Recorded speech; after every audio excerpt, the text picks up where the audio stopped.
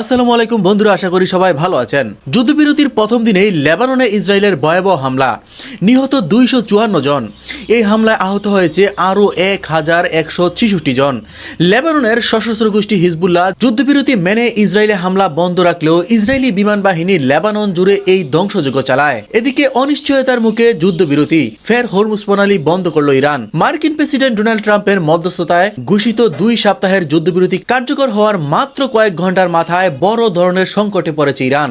লেবাননে ইসরায়েলি বাহিনীর ভয়াবহ বিমান হামলার প্রতিবাদে কৌশলগতভাবে গুরুত্বপূর্ণ হরমুজ প্রণালী দিয়ে পুনরায় তেলবাহী ট্যাঙ্কার চলাচল বন্ধ করে দিয়েছে ইরান। এদিকে যুদ্ধবিরতি লঙ্ঘনের জবাবে ইসরায়েলের রকেট হামলা চালিয়েছে হিজবুল্লাহ। ইসরায়েলি সেনাবাহিনীর হোম ফ্রন্ট কমান্ড জানিয়েছে লেবানন সীমান্ত সংলগ্ন পশ্চিম গ্যালিলি অঞ্চলের শহরে বিমান হামলায় সাইরেন বাজছে। এদিকে যুদ্ধবিরতি চুক্তিতে লেবানন অন্তর্ভুক্ত নয় বলে আনুষ্ঠানিকভাবে নিশ্চিত করেছে হোয়াইট হাউস। বুধবার এক সংবাদ সম্মেলনে হোয়াইট হাউসের মুখপাত্র ক্যারোলাইন ডেভিড এ তথ্য জানান। এর মাধ্যমে লেবানন ফ্রন্টে ইসরায়েলের হামলা নিয়ে তৈরি হওয়া ধোঁয়াশা আরও স্পষ্ট হলো।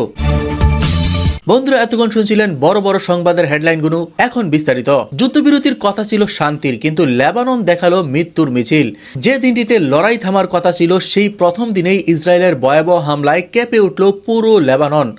মাত্র কয়েক ঘন্টায় জ্বলল 254টি প্রাণ। হিজবুল্লাহ হামলা বন্ধ রাখলেও কেন এই বিধ্বংসী তাণ্ডব চালালো ইসরায়েল? এটি কি যুদ্ধবিরতির লঙ্ঘন নাকি পূর্ণ মাত্রার যুদ্ধ অপরাধ? লেবাননের সিভিল ডিফেন্সের দেয়া তথ্য অনুযায়ী ইসরায়েলি বিমান বাহিনীর এই হামলায় নিহতের সংখ্যা দাঁড়িয়েছে 254 জনে। আহত হয়েছে 1165 জনেরও বেশি মানুষ। প্রত্যক্ষদর্শীরা বলছেন মাত্র 10 মিনিটের ব্যবধানে রাজধানী বৈরুত সহ দেশের 100টিরও বেশি স্থানে বিমান হামলা চালায় ইসরায়েল। সবচেয়ে ভয়াবহ চিত্র দেখা গেছে বৈরুতে। সেখানে প্রাণ হারিয়েছেন 92 জন আর আহত হয়েছেন 742 জন। এছাড়া বৈরুতের দক্ষিণ শহরগুলিতে মৃত্যু হয়েছে আরও 61 জনের। নবাইত, বাবেলাক এবং সিদনের মতো এলাকাগুলো বাদ পড়েনি এই ধ্বংসযজ্ঞ থেকে। অদ্ভুত বিষয় হলো, হিজবুল্লাহর পক্ষ থেকে জানানো হয়েছিল তারা যুক্তরাষ্ট্র ও ইরানের মধ্যস্থতায় হওয়া যুদ্ধবিরতির প্রতি শ্রদ্ধাশীল। তারা ইসরায়েলের সব ধরনের হামলা স্থগিত রেখেছিল। তেহরানও নিশ্চিত করেছিল যে এই যুদ্ধবিরতি লেবানন ফ্রন্টের জন্য প্রযোজ্য। কিন্তু হিজবুল্লাহ শান্ত থাকলেও ইসরায়েল বেছে নিয়েছে আগ্রাসনের পথ। আন্তর্জাতিক মহলের মধ্যস্থতায় হওয়া এই চুক্তি কি তবে প্রথম দিনেই ভেঙে গেল? এই হামলার তীব্র নিন্দা জানিয়েছে লেবাননের পার্লামেন্টের স্পিকার নাবিহা বেরি। তিনি একে পূর্ণমাত্রার যুদ্ধাপরাধ বলে আখ্যা দিয়েছেন। নাবিহা বেরি বলেন, আজকের এই অপরাধ আন্তর্জাতিক সম্প্রদায়ের জন্য একটি বড় পরীক্ষা। ইসরায়েল ধারাবাহিকভাবে আন্তর্জাতিক আইন ও রীতিনীতিকে বৃদ্ধাঙ্গুলি দেখিয়ে বেসামরিক নাগরিকদের লক্ষ্যবস্তু বানাচ্ছে। তিনি প্রশ্ন তুলেছেন, বিশ্ব বিবেক কি এখনও চুপ করে থাকবে? যুদ্ধবিরতির শুরুর দিকেই এত বড় হামলা চালিয়েছে ইসরায়েল। হয়তো হিজবুল্লাহকে চরমভাবে চাপে ফেলতে চাচ্ছে, অথবা তাদের সক্ষমতা পুরোপুরি গুড়িয়ে দেওয়ার চেষ্টা করছে। তবে এর ফলে যে সাধারণ মানুষের রক্ত ঝরছে, তার দায়ভার কে নেবে? এই হামলা কি মধ্যপ্রাচ্যে আরও বড় কোনো যুদ্ধের ইঙ্গিত দিচ্ছে? কমেন্ট করে আপনার মূল্যবান মতামত জানান। এদিকে অনিশ্চয়তার মুখে যুদ্ধবিরতি ফের হরমুজ প্রণালী বন্ধ করল ইরান। মাত্র কয়েক ঘন্টা আগেই ডোনাল্ড ট্রাম্পের মধ্যস্থতায় ঘোষিত হয়েছিল 2 সপ্তাহের বহুল প্রতীক্ষিত যুদ্ধবিরতি, কিন্তু শান্তির আশা ফিকে হয়ে গেল মুহূর্তেই। লেবাননে ইসরায়েলের ভয়াবহ হামলার প্রতিবাদে বিশ্ব অর্থনীতির লাইফলাইন খ্যাত হরমুজ প্রণালী অনির্দিষ্টকালের জন্য বন্ধ করে দিয়েছে ইরান। প্রশ্ন উঠেছে, এই চুক্তি কি কেবল কাগজে কলমে? এই চরম অস্থিরতার মূলে রয়েছে যুদ্ধবিরতির শর্ত নিয়ে এক রহস্যময় অস্পষ্টতা। এই শান্তি আলোচনার অন্যতম মধ্যস্থকারী পাকিস্তানের প্রধানমন্ত্রী শাহবাজ শরীফ দাবি করেছিলেন, ইসরায়েল, যুক্তরাষ্ট্র ও ইরানের মধ্যকার এই চুক্তিতে লেবাননও অন্তর্ভুক্ত। অর্থাৎ হিজবুল্লাহর উপর হামলা বন্ধ থাকাও ছিল এই চুক্তির অবিচ্ছেদ্য অংশ। কিন্তু বাস্তব চিত্র সম্পূর্ণ উল্টো। ইসরায়েলি সামরিক বাহিনী আইডিএফ এই দাবি নাকচ করে দিয়েছে। যুদ্ধবিরতি কার্যকর হওয়ার পরপরই লেবাননে হিজবুল্লাহর লক্ষ্যবস্তুতে যুদ্ধ শুরুর পর থেকে সবচেয়ে বড় ও সমন্বিত বিমান হামলা চালায় ইসরায়েল। এদিকে তেল আবিবের দাবি স্পষ্ট, এই যুদ্ধবিরতি শুধুমাত্র ইরানের সঙ্গে সরাসরি সংঘাতের ক্ষেত্রে প্রযোজ্য। লেবাননে তাদের অভিযান চলতেই থাকবে। ইসরায়েলের এই আগ্রাসী অবস্থান পুরো চুক্তির ভবিষ্যৎকে অনিশ্চয়তার মুখে ঠেলে দিয়েছে। লেবাননে এই হামলার খবর পৌঁছানো মাত্রই কঠোর অবস্থান নেয় তেহরান।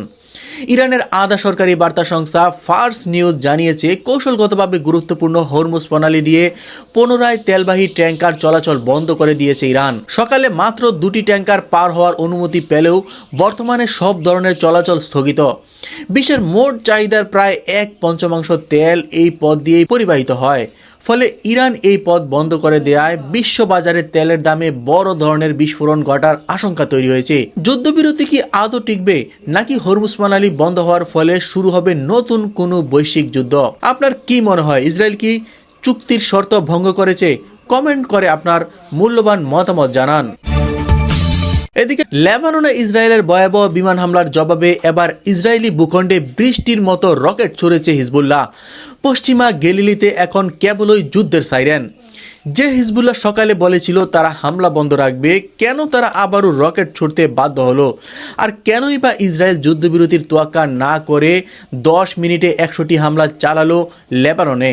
দিনের শুরুটা ছিল অন্যরকম। হিজবুল্লাহর পক্ষ থেকে স্পষ্টভাবে জানানো হয়েছিল তারা যুক্তরাষ্ট্র ও ইরানের মধ্যকার যুদ্ধবিরতির প্রতি শ্রদ্ধাশীল এবং ইসরায়েলের সব ধরনের হামলা স্থগিত রেখেছে। কিন্তু শান্তি স্থায়ী হয়নি।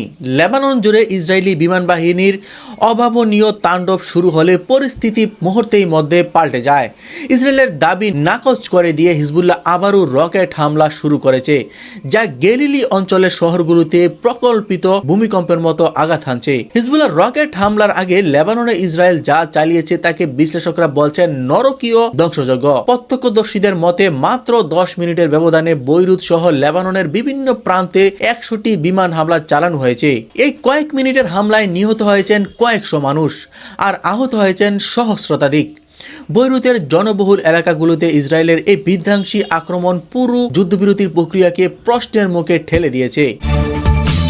এদিকে যে যুদ্ধবিরতি নিয়ে গত কয়েকদিন ধরে বিশ্বজুড়ে আশার আলো দেখা যাচ্ছিল, তার পেছনের দৃঢ় সত্যটি অবশেষে সামনে এলো। হোয়াইট হাউস আনুষ্ঠানিকভাবে জানিয়ে দিল বর্তমানে কার্যকর হওয়া যুদ্ধবিরতি চুক্তিতে লেবানন অন্তর্ভুক্ত নয়।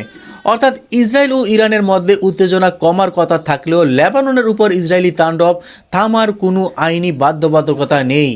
কেন এই লুকোচুরি? ট্রাম্প ও নেতানিয়াহুর মধ্যে আসলে কি কথা হয়েছে? এক সংবাদ সম্মেলনে হোয়াইট হাউসের মুখপাত্র ক্যারোলাইন ডেভিড সব ধোঁয়াশা পরিষ্কার করে দিয়েছেন। তিনি জানান, মার্কিন প্রেসিডেন্ট ডোনাল্ড ট্রাম্প এবং ইসরায়েলের প্রধানমন্ত্রী বেনিয়ামিন নেতানিয়াহুর মধ্যে এই বিষয়ে দীর্ঘ ফলপ্রসূ আলোচনা হয়েছে।